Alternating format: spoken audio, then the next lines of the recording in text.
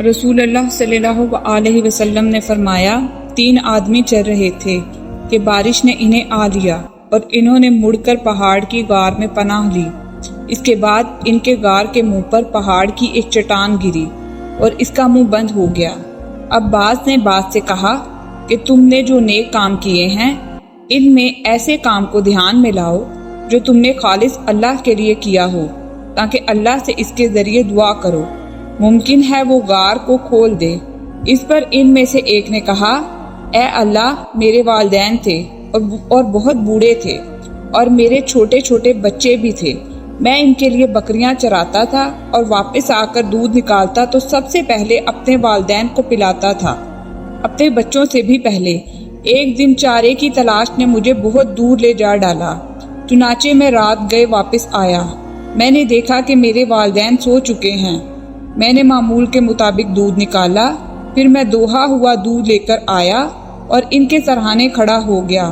میں گوارا نہیں کر سکتا تھا کہ انہیں سونے میں جگاؤں، اور یہ بھی مجھ سے نہیں ہو سکتا تھا کہ والدین سے پہلے بچوں کو پلاؤں۔ بچے بھوک سے میرے قدموں پر لوٹ رہے تھے اور اسی کشمکش میں صبح ہو گئی۔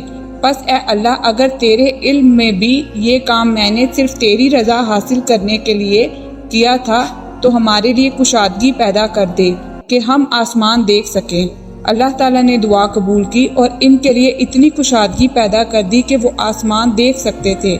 دوسرے شخص نے کہا، اے اللہ، میری ایک چچا زاد بہن تھی اور میں اس سے محبت کرتا تھا، وہ انتہائی محبت جو ایک مرد ایک عورت سے کر سکتا ہے۔ میں نے اس سے اسے مانگا تو اس نے انکار کیا اور صرف اس شرط پر راضی ہوئی کہ میں اسے 100 دینار دوں۔ میں نے دوڑ دھوپ کی اور 100 دینار جمع کر لایا، پھر اس کے پاس انہیں لے کر گیا۔ تو جب میں اس کے دونوں پاؤں کے درمیان میں بیٹھ گیا تو اس نے کہا کہ اے اللہ کے بندے، اللہ سے ڈر اور مہر کو مت توڑ۔ میں یہ سن کر کھڑا ہو گیا اور زنا سے باز رہا۔ بس اگر تیرے علم میں بھی میں نے یہ کام تیری رضا و خوشنودی حاصل کرنے کے لیے کیا تھا تو ہمارے لیے کچھ اور کشادگی چٹان کو ہٹا کر پیدا کر دے۔ چنانچہ ان کے لیے تھوڑی سی اور کشادگی ہو گئی۔ تیسرے شخص نے کہا، اے اللہ، میں نے ایک مزدور ایک فرق چاول کی مزدوری پر رکھا تھا۔ اس نے اپنا کام پورا کر کے کہا کہ میری مزدوری دو۔ میں نے اس کی مزدوری دے دی، لیکن وہ چھوڑ کر چلا گیا اور اس کے ساتھ بے توجہی کی۔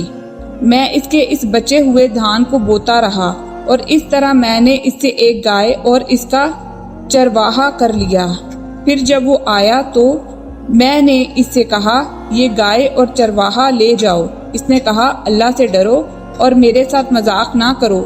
میں نے کہا، اس گائے اور چرواہے کو لے جاؤ۔ چنانچہ وہ انہیں لے کر چلا گیا۔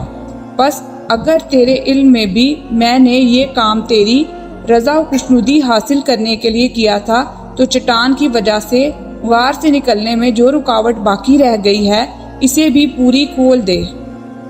چنانچہ اللہ تعالیٰ نے ان کے لیے پوری طرح کشادگی کر دی۔